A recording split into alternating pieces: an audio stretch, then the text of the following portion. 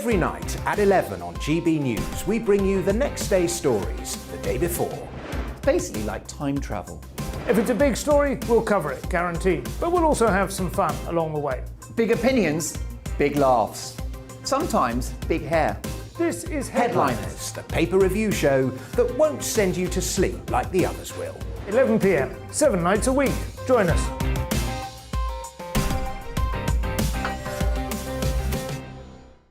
Hello there, I'm Eamon Holmes. And I'm Isabel Webster. And we hope you can join us for Breakfast with Eamon. And Isabel. You make me laugh out loud, belly laugh. Is that important first thing in the morning? Yeah, absolutely. And there's me trying to be deadly serious. News is a serious business. Yeah, I have to rein you in sometimes. Well, it doesn't stop us laughing at it. It doesn't stop us having an opinion on what's going on. Yeah. And it certainly will not stop us reflecting what you think. Weekdays from 6 to 9:30 on GB News. I'm Dan Wootton. Join me Monday to Thursday from 9 to 11 for the feistiest and most fun news debate on TV, where free speech reigns. I'll bring you a sharp take on the day's biggest stories, bombshell newsmaker interviews, and A-list guests. And I guarantee you, no spin, no bias, no censorship, and no reason to go to bed. That's Dan Wootton tonight, Monday to Thursdays from 9 on GB News.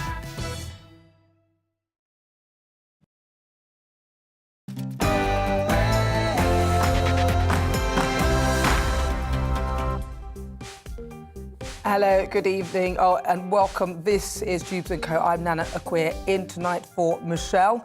Now, joining me tonight, my panel, I have the fabulous Andre Walker, Kerry Dingle, also Emma Burnell.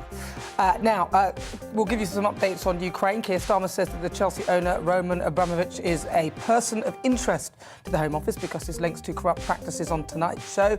So we'll be discussing all of that. Also, whilst MPs get a 2.8% pay rise, taking their salaries up to over £84,000, a rise of about £2,000, the rest of us have to contend with paying for a shortfall in the budget caused by their financial mismanagement and a cost of living crisis. Let's play yes or no. Let's play that game. Is that acceptable? Now, I always say that GPs are like banks. They're open all at the wrong times, and many using COVID as an excuse for lack of face-to-face appointments.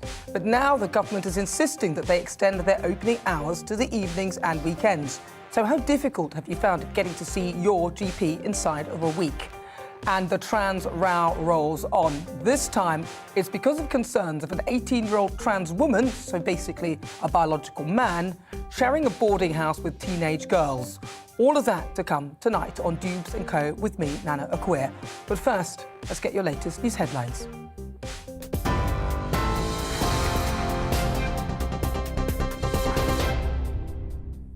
Thank you. I'm Miranda Shunker in the GB newsroom. The Prime Minister has accused Russian forces of war crimes over their attacks in Ukraine. Ahead of Prime Minister's questions today, Ukraine's ambassador to the UK, who was watching proceedings, was welcomed with a standing ovation.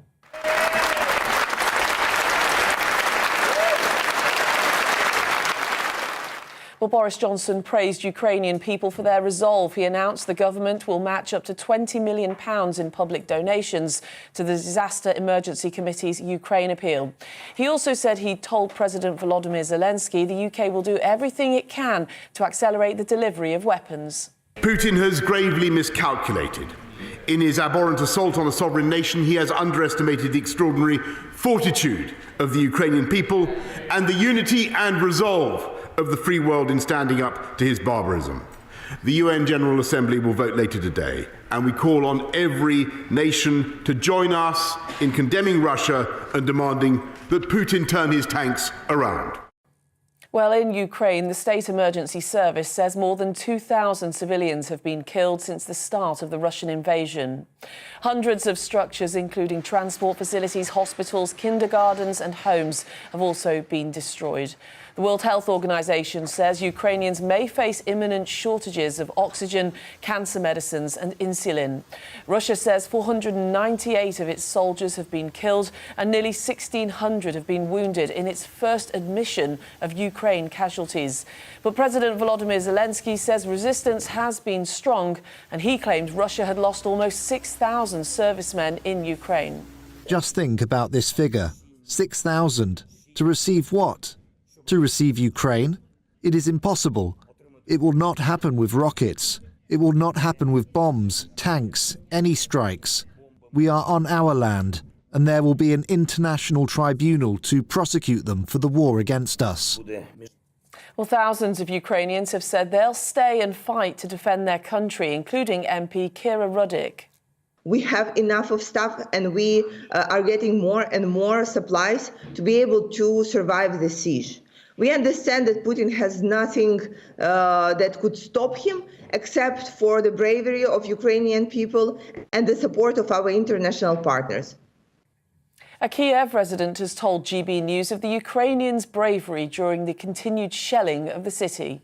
Many people in Ukraine, they are strong, they are not frightened, and they are ready to fight till the end, till the last drop of blood, if it will be needed.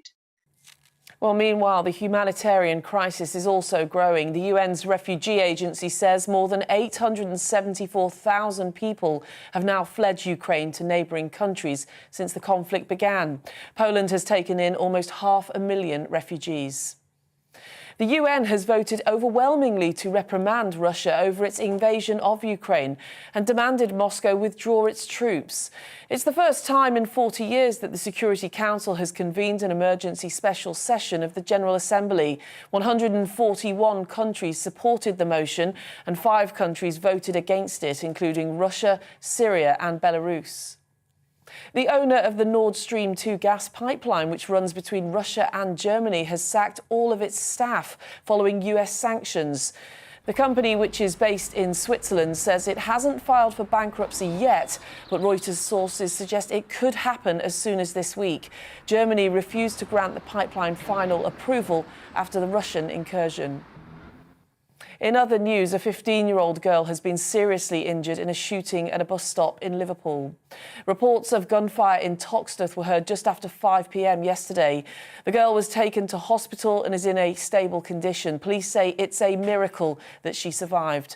Merseyside police say a 21-year-old man has been arrested on suspicion of attempted murder. And to Australia, where tens of thousands of people have fled their homes following warnings of extreme weather. 14 people have died since the worst floods on record hit both Queensland and New South Wales. Brisbane received 80% of its average annual rainfall in just a few days. Sydney is now bracing itself for torrential rain and flash floods. Well, on TV, online and DAB Plus radio, this is GB News. Now it's back to Dewbs & Co. tonight with Nana Akweer.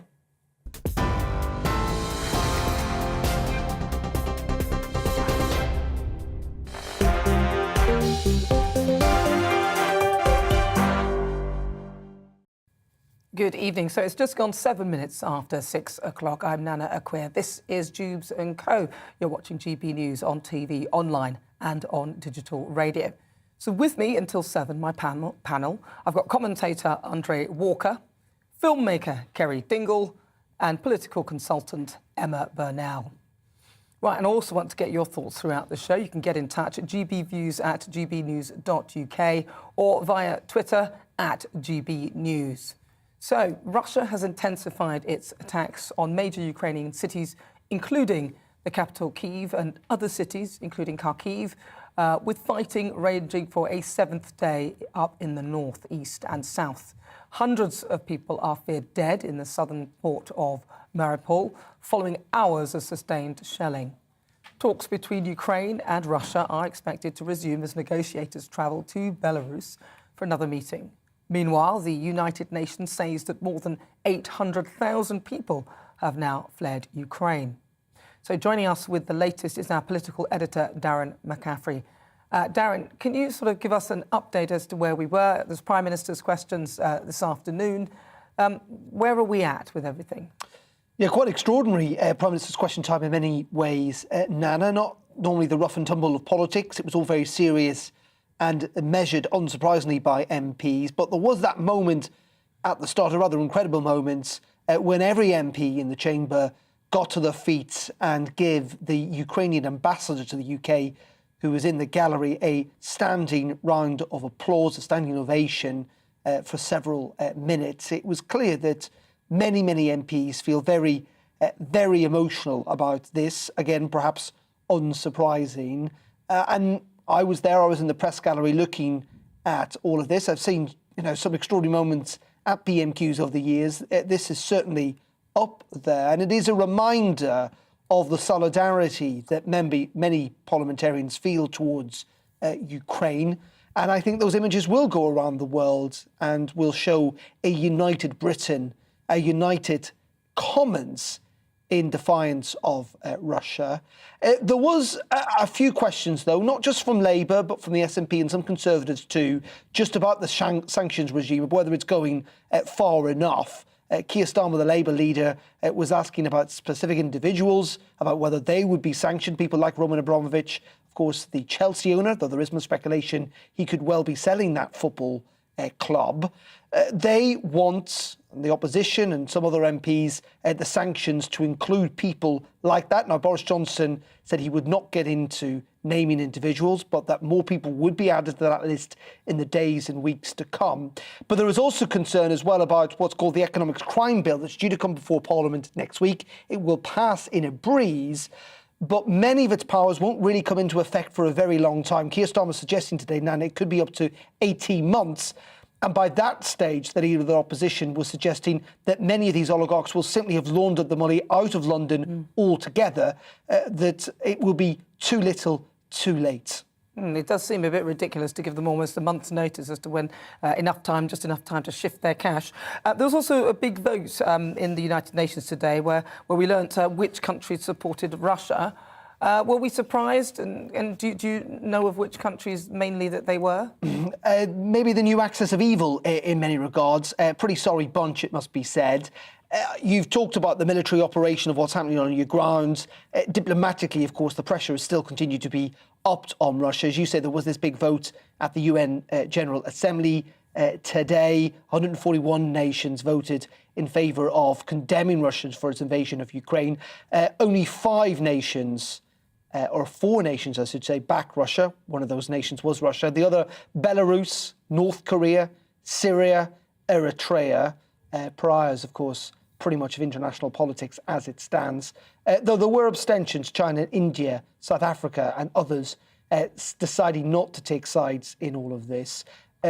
We also have to remember that there are talks, hopefully going to resume tomorrow, on that Belarusian-Ukraine border between Russian and Ukrainian officials, though, again, the hopes potentially of reaching a deal seem pretty limited given the scale of the shelling and the attacks from Russia. Frankly, at the moment, while the sanctions are tightening on Russia and it is having a real-world effect, the price of oil, for example, hits a high we've not seen since 2014 today. In reality, it's making little difference, unfortunately, to the situation on the ground. It seems that Russia is upping the ante with its bombardment and, of course, has very, very serious and tragic consequences for the people of Ukraine. Well, thank you very much for that update, Darren. That's Darren McCaffrey, our political editor. Let's ask my panel.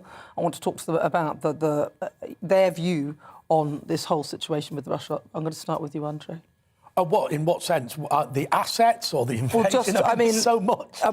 Your view, your overall view. What are your thoughts as you look on to that? Well, first of all, I think it's clear that Vladimir Putin, A, is already losing and B, is certainly going to lose in the longer term. The concern is how desperate he's going to become as somebody who's losing this. Look, there's one guy in a bunker in Kiev with his mobile phone who's won the propaganda war completely.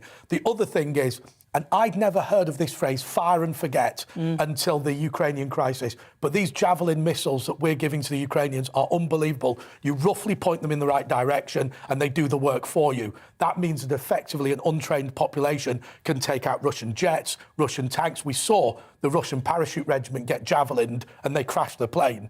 And by the way, and I don't mean this to be facetious, if your plane's hit by a missile, the fact you're wearing a parachute is of no value because the speed it went down. That's why the blitzkrieg didn't work. In terms of the assets, I think this thing that Keir Starmer, the point he's made, is reasonable, but I think he's wrong. And the reason I'm going to say that is this.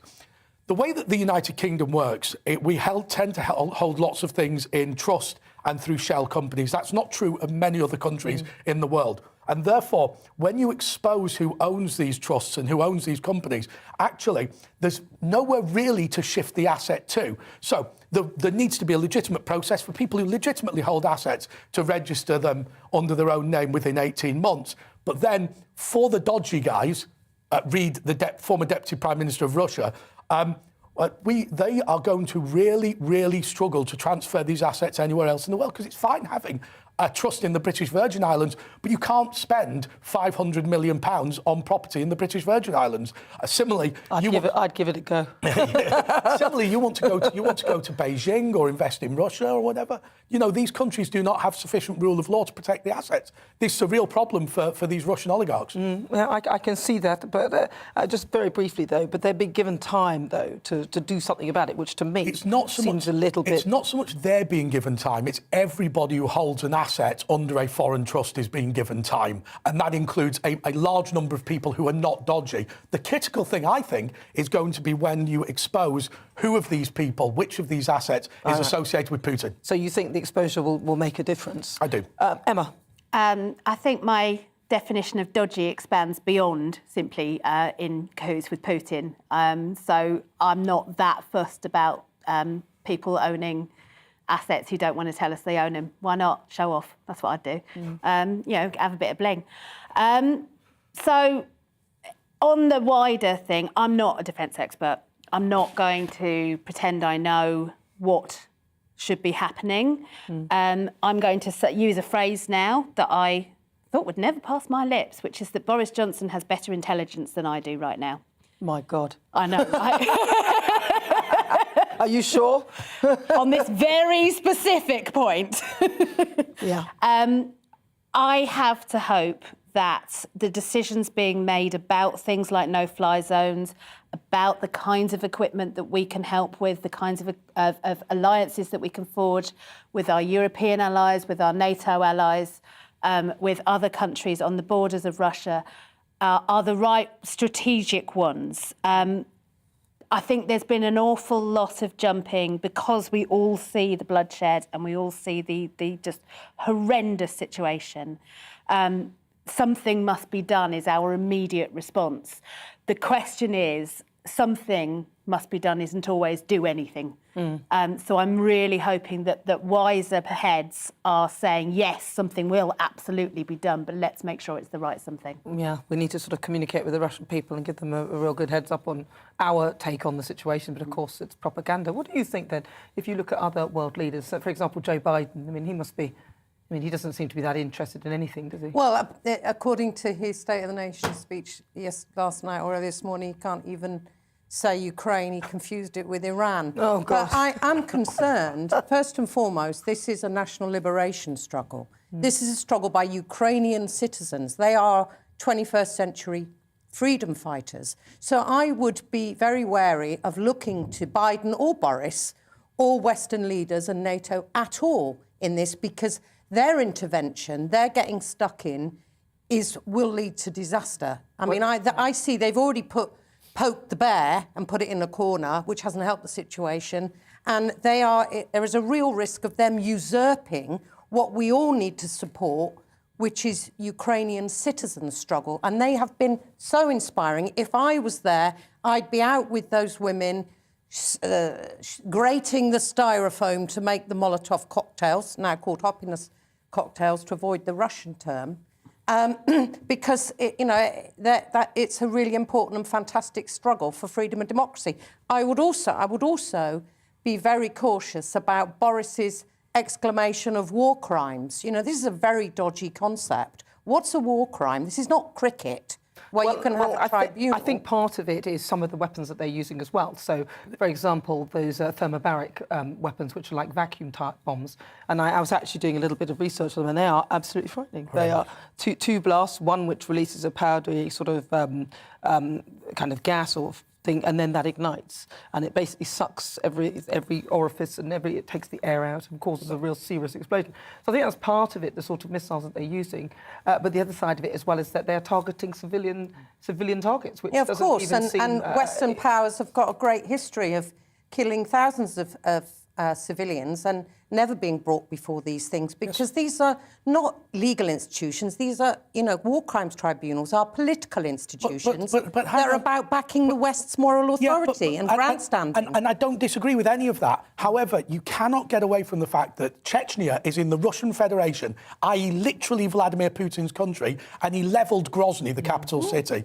Similarly, he's levelled parts of Syria where he's been involved. The reality is, nobody's worried about Zelensky beating the Russians. This is going to be an absolute nightmare for them. The question is, will they literally barrel bomb the entire country and level it? And that is a legitimate concern from Vladimir Putin. And the other side is, of course, if we continue to arm Ukrainians, which is, for me, we feel like we need to do something, then I think you might prolong the agony and make things worse, because it looks to me that he's going for broke no matter what. But they're going to fight either way. Yeah, they're going to fight either way. Let's make it as much of a fair fight as we can would be my approach. How that works, as I say, should be made by people who've studied this better than I have. But I do feel my humanity doesn't stop at the border. My desperate concern for the people of Ukraine, and actually, let's face it, for lots of people in Russia who are against this, who've been incredibly bravely demonstrating against it in what is a repressive regime. We need to show them our solidarity. And that is a political decision. I don't back down from making political stances. That is a political stance. And if you make a political stance, all law is politics and all politics is law, frankly, because that it can only be in a democracy that the politicians set the laws. Well, you talked about the Russian people, and obviously a lot of them will be fed the kind of misinformation which will mean that what they see and what they hear will be a totally different story to what we are seeing and hearing. How would you penetrate through that? Because I personally think that the way through this is the Russian people themselves seeing the horror that's unfolding and actually putting pressure on their own government. I think they are, though, Nana, and I'm talking to a lot of young people and working on making a solidarity video with lots of messages from young people, and some of your viewers might like to contribute that, and they can get in touch with WorldRight, the charity I run, if they're interested in doing so. And there are a lot of East European and Russian young people who are really keen to get their messages across, and there have been thousands and thousands of them, and in Belarus, who've been demonstrating and been arrested for their efforts, thousands of them that we've been speaking to, who are really keen to make it clear they are on the side of their Ukrainian friends. And so I don't think we should give up on that. Our solidarity should be with them too. But there's also a lot more that, any of us can do. I was speaking to some people in Brazil this morning who were telling me they were involved in a refugee transport project. There are people loading vans of medical supplies and driving out there. They're doing all sorts of things. What I'm saying is, let's not look to leaders in the West who want to usurp this struggle for their own reasons and to lord it over Russia, because I think that's where all the danger lies. Well, I think perhaps if you look at the danger, we have gone into many different countries, Libya, Afghanistan, Iraq. We've only gone into the places where they didn't have nuclear weapons, and now suddenly we've gone into one where we thought we could go in, and it turns out that this isn't a good idea, and we've realised that the limitations of what we can do, our capabilities, and also whether we need to rethink the kind of world order that we're in. Well, the whole thing that amazes me is that, of course, Ukraine used to be a nuclear power, and they had to give back the Black Sea Fleet, although, to be fair, they probably couldn't have maintained it. Therefore, you say that, but at least they would have them, and I think that's the fear. I think, and I make no other comparison beyond the sheer PR and military side of it, but this, I think, is similar to the Soviet Union and Afghanistan. No matter how many times you start telling your public that you are doing well, the ordinary soldiers are going to report back to mum and dad and their brothers and sisters that things are going badly. At the end of the day, Russia is an echo chamber in terms of the media, and everybody believed that they were going to be welcomed going into Ukraine, and that simply proved not to be true. And of course, the other thing is, they're similar to Afghanistan, is just piling in Western weapons. And it has, to be fair, probably destroyed the Soviet Union once before, and that's what Vladimir Putin wants back. And I think it's really important. There are two audiences for this. There's the wider Russian population, but change in Russia doesn't come through democracy. And the Ukrainian people can't wait for change to come through. How do you know that? Change It might come Russian to democracy in the end. It might come in the end. There might be a change to Russian democracy, but the immediate change of getting rid of Vladimir Putin is extremely unlikely to happen through the ballot box. And so the secondary audience is the ones who are going to be subject to these financial sanctions, who wander around Russia saying, oh, the West is so awful, the West is so awful, and then swan off to their villa in Tuscany for their summer holidays and send their kids to British boarding schools. Absolutely. And have their Picassos in their Kensington mansions. Well, I mean, I suspect... And those people are the people who should be whispering to each other in the corridors of power in the Kremlin. Well, I suspect, to be fair, that those people are starting to be affected because other companies are pulling out of Russia. Exactly. And I think that is the way that we'll cripple Vladimir Putin by that joint action. Well, if you just tuned in, welcome on board. I'm Nana Akwe, and you've been sending in your opinions. Keep them coming at GB News or email gbviews@gbnews.uk. Still to come, how does an MP earn his money? Well, from next month, how much do they earn? It'll be just over £84,000 a year. Well, are they worth paying that amount of money for? We'll be discussing that after the break. Don't go anywhere.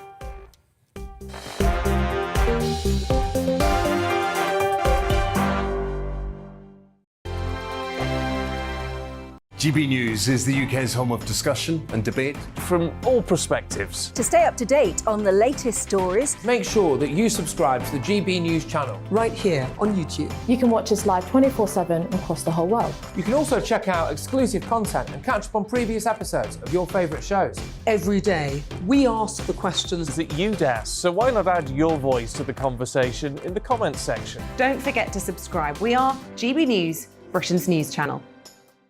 Every night at 11 on GB News, we bring you the next day's stories the day before. It's basically like time travel. If it's a big story, we'll cover it, guaranteed. But we'll also have some fun along the way.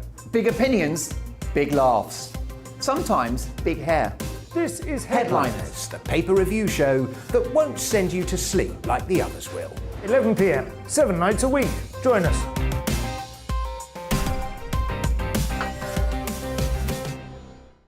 Hello there, I'm Eamon Holmes. And I'm Isabel Webster. And we hope you can join us for Breakfast with Eamon and Isabel. You make me laugh out loud, belly laugh. Is that important first thing in the morning? Yeah, absolutely. And there's me trying to be deadly serious. News is a serious business. Yeah, I have to rein you in sometimes. Well, it doesn't stop us laughing at it. It doesn't stop us having an opinion on what's going on. Yeah. And it certainly will not stop us reflecting what you think. Weekdays from 6 to 9:30 on GB News. I'm Dan Wootton. Join me Monday to Thursday from 9 to 11 for the feistiest and most fun news debate on TV, where free speech reigns. I'll bring you a sharp take on the day's biggest stories, bombshell newsmaker interviews, and A-list guests. And I guarantee you, no spin, no bias, no censorship, and no reason to go to bed. That's Dan Wootton tonight, Monday to Thursdays from 9 on GB News.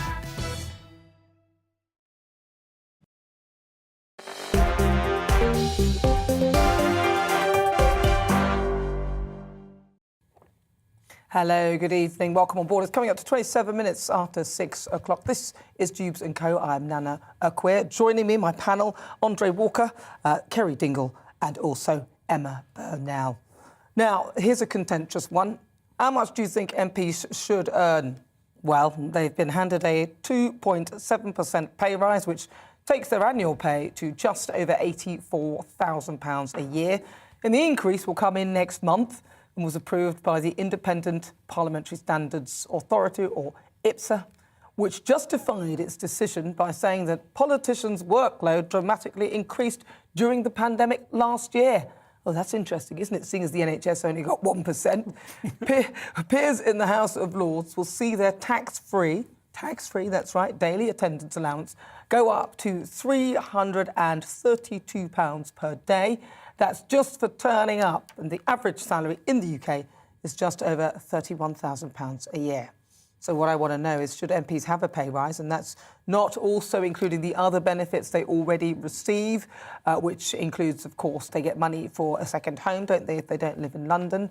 They also get expenses. And then if they do another job, so say, for example, the Speaker of the House, then he'll get an extra amount for the different job that he does. So do you think that they earn their money, or do you think that the public servants shouldn't expect to earn so much? Right, let's find out what my panellists think. I'll start with you, Emma. So there's a whole load of questions here that are impossible for MPs to answer, because I imagine that there is not a person on any of the benches sitting there going, I'm really glad that we've got this 2.7% pay rise. Because I don't think that's a big claim. I honestly don't. Because I think a lot of them are going, politically, they're going to be absolutely battered by it. They've got no choice over it. It's given to them by itself. Terrible. I mean, if maybe it's just my perspective because I don't earn anything like £84,000. But if I was earning, what is it, 78 they get now?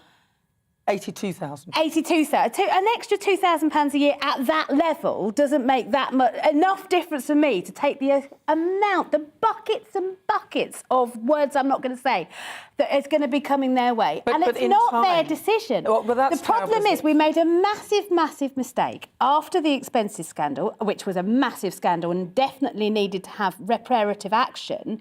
But in trying to make MPs' salaries a non-political decision, what they've done is put it into this bureaucratic system that just churns out these scenarios. And they've got no choice over it. No, that's terrible. No, I'm sorry. Hang on a minute. We only make the law, but we can't. Wouldn't you change the system? Do you not see Absolutely. Exactly. Why can't they do that? I think. I'm going to come to. I've got a very simple solution. What you do is you take the average earnings of the Member of Parliament for the 5 years before they were elected and give them 90% of that average. So every single person takes a pay cut of 10%. So someone who was a care worker gets a lot less than someone who was a stockbroker? Subject to a minimum of, say, 30 grand and a maximum, I don't know, of 150 or whatever. Or the other thing is the Dennis Skinner idea, which is that you do the average of your constituency or you do the average of the country. Either way, the fact is, for some people, this is a vast pay rise, and they love it. And let me tell you, you can vote against they put the pay rises to Parliament, and you can vote against them. I just genuinely think that 84,000 is too much. Remember, it's meant officially to be a part-time job, which is why you can be a government minister, speaker, deputy speaker at the same time. Well, can I just say, can I just say, but don't blame them for having a pay rise. No, I'm afraid I respect that, but they could change the system. Yes. Yeah, they absolutely could, and they probably won't. I would pay them the average salary of people in the country, which is around probably £31,000. Absolutely, and being an MP should be about your belief and leadership and passion, not a career, because that's what we've got far too much of. And the idea that IPSA, this independent pay awards body, saying that these MPs worked so much harder through the pandemic, that's an outrage. Yeah. What, they had to read some science articles for a change? That might have been good. Didn't read them very well, did they? No, they didn't read them very well. While they sit at home and do things via Zoom for 2 years. I mean, this is an absolute joke. And these are people who are responsible for screwing up our living standards. Well, that's right. And can I just, what do you... OK, so £84,000 it's gone up to. So let's just give you a rundown on what MPs are actually also getting on top of it. OK, so they get the basic salary. They also receive expenses to cover their costs of running in their office as well, employing staff, so they might get a bit more than that. And then they're obviously having somewhere to live in their constituency. They also get travel expenses, so travelling between their parliament and their constituency. On top of that, of course, they're allowed to do other jobs if they want to. Which is ridiculous. Which is, Can I make a point about the second home allowance? Because I think anybody watching this is going to recognise that this is stupid. In the old days, they used to get £20,000 a year. I think it's now about 25. And what you could do is you could get a second home either in your constituency or in London, depending on where you lived, effectively. Right. Now, all you can do is privately rent it. In the past, you could get an interest-only mortgage. Now, you think to yourself, well, hang on a second, that means they're personally benefiting. Yes, they are. Of course they are. So what you could do is, rather than put their pay up constantly, give them back that second home allowance. It makes no practical difference to us whether they rent or buy, but what it does do is it gives them a bit of money. But also, the most important thing, and this is a bit that people forget, You are able, as a member of parliament, you get elected, you get your IPSA card straight away with £4,000 loaded onto it. You can get from your constituency to parliament, trains are paid for, whatever. You don't need the actual money that you're paid to be a member of parliament. You can do it all on expenses. That is just your pay for your work. That's profit. So, exactly. It's straightforward profit. Can I also say, Nana, that I really object to this, these peers who, in this medieval institution that's the pillar of anti-democracy, are getting an extra tenner a day, 322 quid, to just go through the door. They can go through the door, sit down, drop off to sleep, do whatever they like, and they get their money along with other expenses. And I think this is an outrage. And I hope the whole system there is a real joke. Well, you've changed. No, I haven't at all. No, this is what I'm saying. The system is a joke. This is just one of many, many punchlines. And it's not the people who are receiving the money. They are as much of a punchline as anyone else. What needs to change is the system, not us getting mad at individual MPs and what they individually get paid. What we need to change is the whole entire system. Well, they don't want to do and that. And I wouldn't do it in Andre's way, because you'd end up with differently paid people doing the same job, which just seems mental to me. But I would do it in such a way as maybe as Kerry was saying, where we take the average salary. I would say maybe take the average salary per hour, have MPs actually work, because they work quite long hours often, and that's in Parliament and in the constituency. I would say we need a proper HR system in Parliament, which is insane that we don't have that. I would say we need a proper contract for MPs, that they actually have to fulfil certain duties, so that we know exactly what we are electing them to do, rather than just projecting onto them what we think Parliament is, with very little understanding. Well, I will just say as well, during the pandemic, they were given an extra £10,000 because they had to work from home. I mean, you've got to laugh. I'm sorry. It's just an absolute... It's got to pay for those expensive well, let's have a look at what people have been saying. Sourdough bread. Let's see what the people have been saying, because it's always interesting to hear your views as well at home. Adrian says that MPs' pay rise should not go ahead. It's immoral and downright disgusting. When they can take that and everyone else struggles, the NHS got a clap, and now else than that. Was very true, isn't it? And the irony is they spent our money very badly, which is why we're having the national insurance hike, isn't it? They could actually try and recoup some of that money that they've given fraudulently. Right, Christine says all MPs should donate their pay rise to the Ukrainian people. They certainly don't need it. Love your show, Nana. You're the best. That's what I'd say. Come on. Thank you. And Philip says, I think MPs should earn more. 100k sounds about right, really. We don't want just rich people who don't need the salary doing the job. Well, perhaps that might work if they didn't get another job either. Well, I tell you what, keep the thoughts coming on the MPs, because I'm not happy about it at all. But are you? Get in touch now at GB News. Right, you've been sending all your thoughts, and I want to ask you, as we move on to GPs, because I'm wondering, how difficult is it for you to get an appointment with your GP? Because from October, GPs in England will need to offer appointments between 9 to 5 on Saturdays. I think they should do. I'm surprised they don't. And they'll have to offer weekday evening appointments from 6:30 p.m. through till 9 p.m. And these changes were previously agreed 2 years ago, but they were delayed because of the COVID pandemic. NHS England has written to GPs telling them that they'll have to offer a full range of services for these extended hours. Now, the Doctors' Union, the British Medical Association, said it was bitterly disappointed. So joining me now is GP Dr Ken Aswani, whose practice is in London.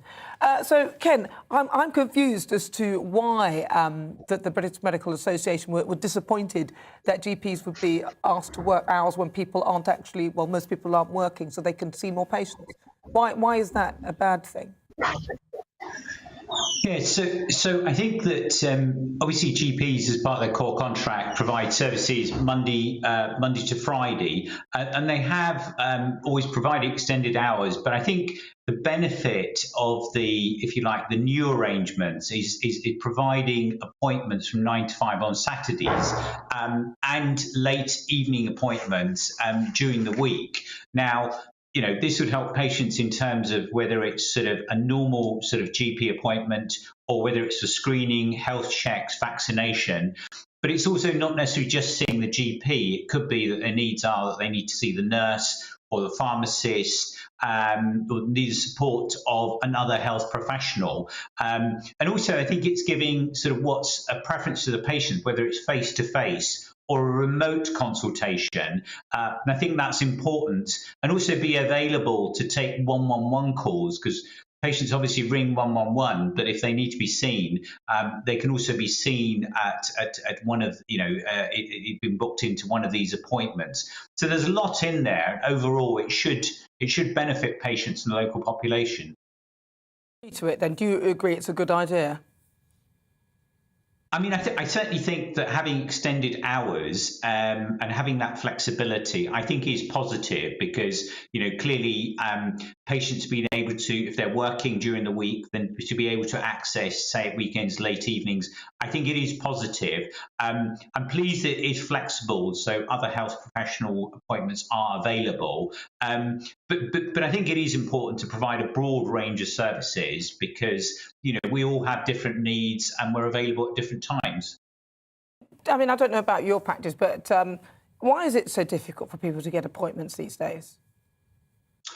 So I think that the difficulty has been exacerbated because I think with the pandemic, it's not that GP surgeries weren't open, weren't providing services. I think quite helpfully, I think patients stayed away. But what that has created is quite a lot of backlog in terms of not having had their routine checks, for example, diabetes, heart disease, and even if they had symptoms, even some worrying symptoms, they didn't seek the doctor's help earlier on.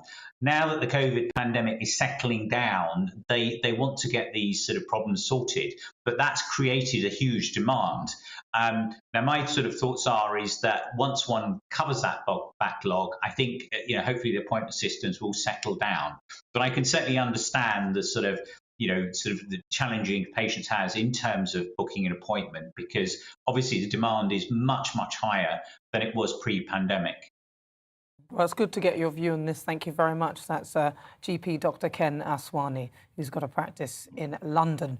Right, well, I'm going to throw it straight over to my panel. Joining me today, Andre Walker, he's a commentator, Kerry Dingle, and also Emma Burnell. I'm going to start with you, Kerry, on this one. Well, I thought Dr. Ken sounded very reasonable, but in general, and I know that this is a scheme that was they tried to introduce prior to the pandemic back in 2019, and there was a huge ruckus about it. But I am completely unsympathetic to the BMA's objections.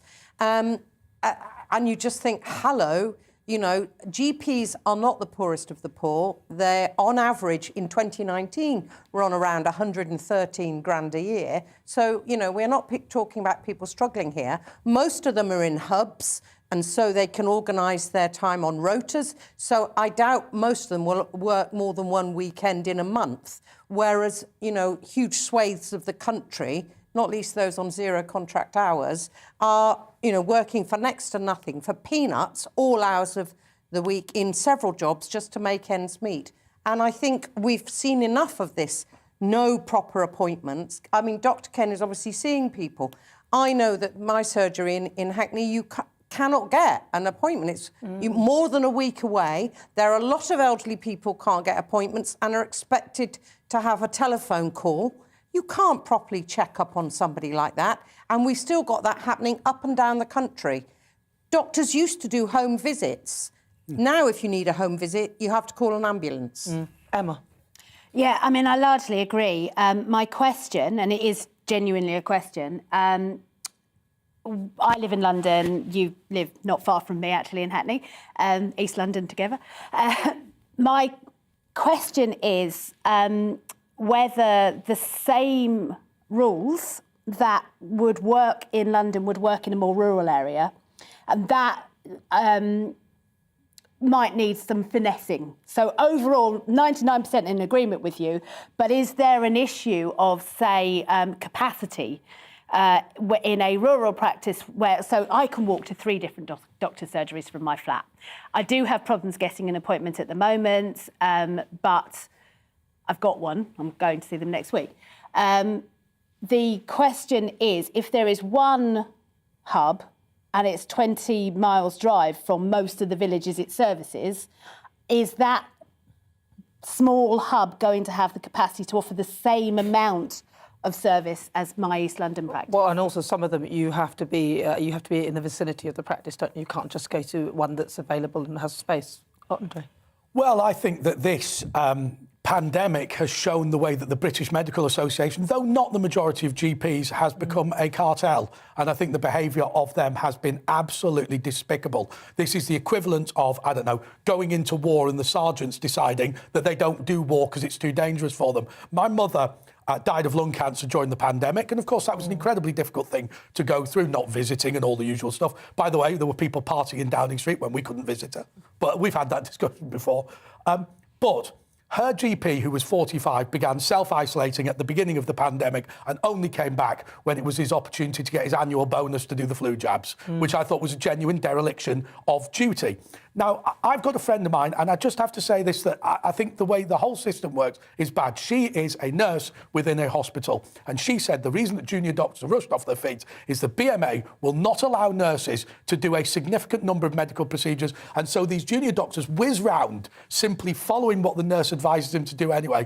The BMA is a disgrace. It has no interest in healthcare whatsoever. Its only interest is to be a trade union for its members and to push up salaries, and that has damaged healthcare in this country. Well, let's see what our viewers are saying. Trevor says that my GP won't be happy about working on Saturdays, as it is, they don't like working Mondays to Fridays. They're useless. Claire says, my GP has written to me asking me to book a face-to-face appointment. I can't get through at 8:30. When I do, the appointments are gone. They won't book me in despite the GP request. Yeah, I've seen that as well. They say call in between 8 and 9, we'll get you an appointment on the day, and then you can't get through, and if you do, they've all gone, yes. Jean says, absolutely, why not? Only NHS staff or similar employees. I'm still waiting for a GP appointment.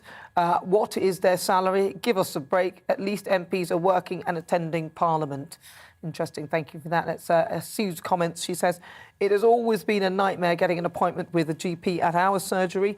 Since the pandemic, it's got worse, which isn't surprising. A face-to-face appointment is a no-no. My husband arranged a telephone call appointment before Christmas, and he had to wait 3 weeks. Unbelievable and wrong. So basically, by the time they actually see you, you'll either be dead or a lot worse. Or you're okay. Or a lot worse, or if you're lucky, then you'll be okay. And I'll read this one from Janet. She says, people didn't stay away, they were pushed away, and GPs refused to see patients in our surgery, and we couldn't even get a phone consultation. And even when I did eventually get a GP to speak to me, they referred me to a consultant at the hospital who also refused to see me face to face.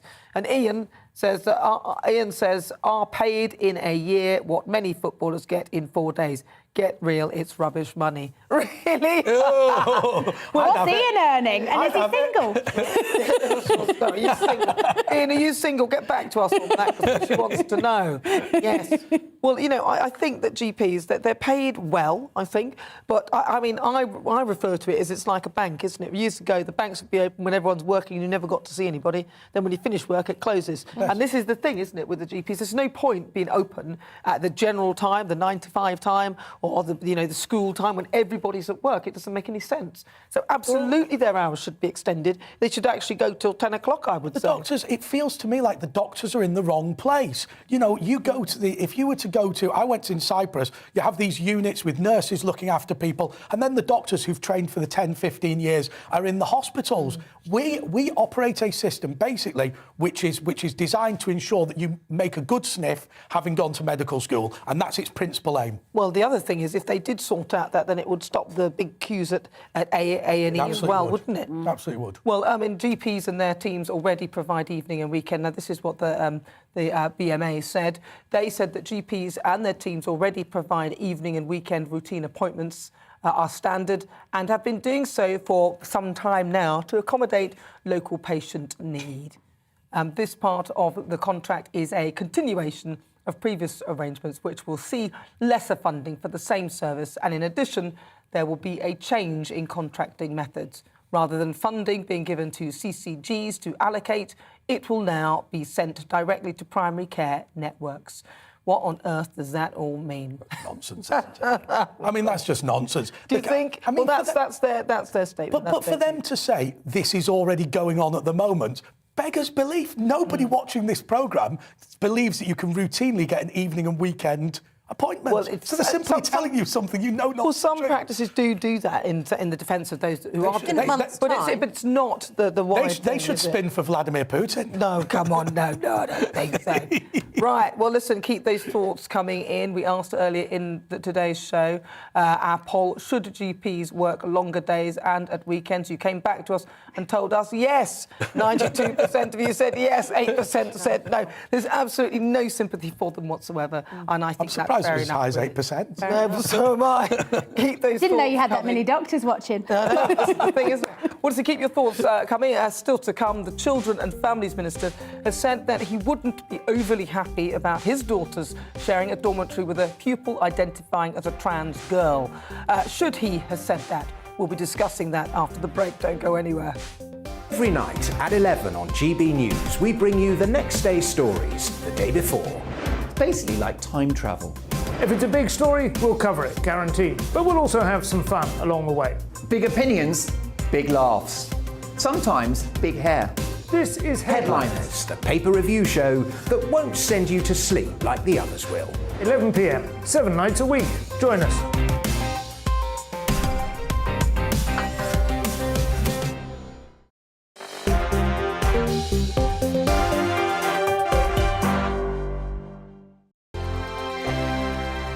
GB News is the UK's home of discussion and debate from all perspectives. To stay up to date on the latest stories, Make sure that you subscribe to the GB News channel. Right here on YouTube. You can watch us live 24/7 across the whole world. You can also check out exclusive content and catch up on previous episodes of your favourite shows. Every day, we ask the questions that you'd ask, so why not add your voice to the conversation in the comments section? Don't forget to subscribe. We are GB News, Britain's news channel.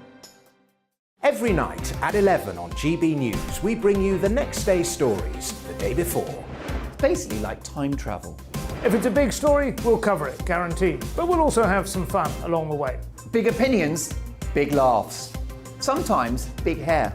This is Headliners, the paper review show that won't send you to sleep like the others will. 11 p.m, 7 nights a week.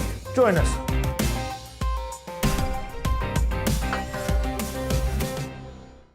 Hello there, I'm Eamon Holmes. And I'm Isabel Webster. And we hope you can join us for Breakfast with Eamon. And Isabel. You make me laugh out loud, belly laugh. Is that important first thing in the morning? Yeah, absolutely. And there's me trying to be deadly serious. News is a serious business. Yeah, I have to rein you in sometimes. Well, it doesn't stop us laughing at it. It doesn't stop us having an opinion on what's going on. Yeah. And it certainly will not stop us reflecting what you think. Weekdays from 6 to 9:30 on GB News. I'm Dan Wootton. Join me Monday to Thursday from 9 to 11 for the feistiest and most fun news debate on TV, where free speech reigns. I'll bring you a sharp take on the day's biggest stories, bombshell newsmaker interviews, and A-list guests. And I guarantee you, no spin, no bias, no censorship, and no reason to go to bed. That's Dan Wootton tonight, Monday to Thursdays from 9 on GB News.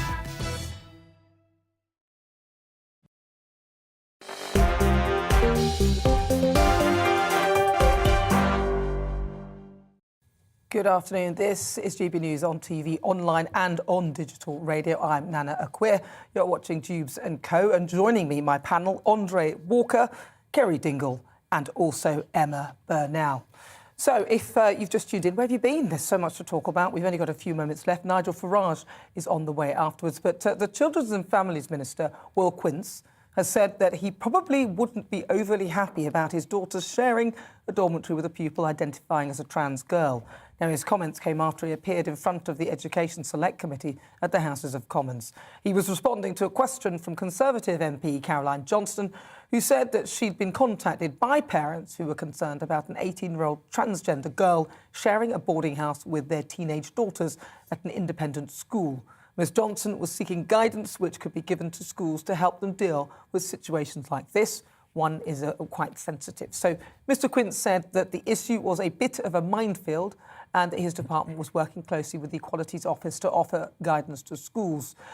So let's see. Ofsted itself says schools want clearer guidance about sexual orientation and gender reassignment. So what I want to know is, should the government step in and offer guidance? Should pupils who self-identify as the opposite sex be allowed to share changing facilities with those of their preferred sex? So many questions, such short time. I'll come straight to you, Andre. Oh, well, I just genuinely believe that self-identification is complete nonsense. If you want to have some form of corrective surgery or change into something, that's absolutely fine. But would I be put in a stable if I claim to be a horse?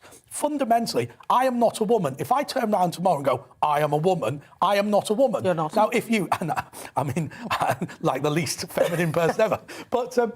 But in reality, it's the self-definition. It's the idea that you are literally, in every respect whatsoever, a man, and you just go, I'm a woman, and therefore you get into the women's changing rooms. That is obviously ludicrous. Well, it's concerning as well, because out of the 129 trans women who are in prison, 76 are sex offenders, and that's 58.9%. And why These are some of the stats that I'm quoting, and I'm not saying that if you're transgender, you're going to be like that. That's not the point. But my point is, it's a dangerous thing, especially with the whole single-sex situation. That's exactly it. The problem, and this debate always goes, you're saying transgender people are sex offenders. No, we're saying male-bodied people shouldn't be in female spaces. The point of safeguarding is that you make rules for the vast majority that the vast majority would never even think of breaking, because safeguarding is about making rules that protect people from that very small minority who would abuse them. And that's why there is so much controversy around self-ID, because it's harder then to challenge somebody who does not appear physically, and again, this gets into some very difficult areas, but it's very, very important that we have these conversations honestly. Kerry? Yeah, well, I think, first of all, this is the preoccupation of a very vocal minority, and I don't think, especially amongst young people, there is a tax on people who are transgender. I am very sympathetic to boys who want to be girls and men who want to be women, because it's great being a woman. But if you've got a willy, you don't get to sleep in a girl's dorm. No, we can't use those. Well, to be honest with you, we apologise if anyone's offended by that. But this is, we're not quite past the watershed, so we try and be as non-offensive as possible. But we get what you're saying. But listen, a spokesperson from transgender children's charity Mermaids said this: at the heart of this is a young person who wants to learn as themselves. It's actually very simple when you think of it like that. We look back in history and can recall gender being a reason access was denied to girls. And now we have the institution denying access to another marginalised group of learners. When will we learn? Well, listen, thank you so much to you for all your thoughts. Thank you to my panel, Andre Walker, Kerry Dingle and Emma Burnell. And also thank you to you for watching. Nigel Farage is on the way next. I'll see you tomorrow, same time, same place. Hello again, I'm Aidan McGivern from the Met Office. Cloudy and damp for most of us overnight, but the extensive cloud cover will keep it frost-free. Then some brighter weather emerges on Thursday, either side of a slow-moving weather front, which is crossing the country as we speak. Another one following behind, catching up with it. So generally a cloudy and damp zone associated with these fronts, and that is widespread during the evening and overnight, even reaching Orkney, not quite as far as Shetland for the time being. Some breaks in the cloud developing for East Anglia in the southeast and also for Northern Ireland behind the second weather front. But in between, a lot of cloud and the rain turning more persistent for Western Scotland, North Wales, as well as the southwest and South Wales as we start off Thursday. A frost-free start for most, temperatures 7 to 9 Celsius at the crack of dawn. Then these two weather fronts I mentioned, they squeeze together and bring one coherent band of cloud and outbreaks of rain through central parts of the country. Sunny skies emerging for East Anglia in the southeast, 10 to 13 Celsius here, 8 to 10 where it's raining in the middle, and then something a little fresher for Western Scotland, Northern Ireland, 8 or 9 Celsius with brighter skies and a few showers. Into Thursday night, and the cloud and rain very slowly edges east, so that by the end of the night it's into eastern England, eastern Scotland with snow over the Grampians. But clearer spells in Western Scotland, Northern Ireland, Wales and the southwest. Touch of frost possible in places, most places frost-free as we start off Friday. And it's another gloomy start, another damp start for many, but this time it's eastern Scotland, northeast England into the Midlands and the southeast, most affected by the cloud and rain. Brighter skies, but showers following into western parts and temperatures trending downwards. That downward trend continues on Saturday and Sunday, but for most it also turns drier and brighter.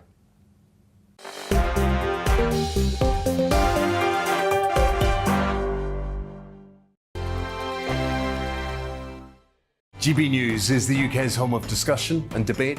From all perspectives. To stay up to date on the latest stories, Make sure that you subscribe to the GB News channel. Right here on YouTube. You can watch us live 24/7 across the whole world. You can also check out exclusive content and catch up on previous episodes of your favourite shows.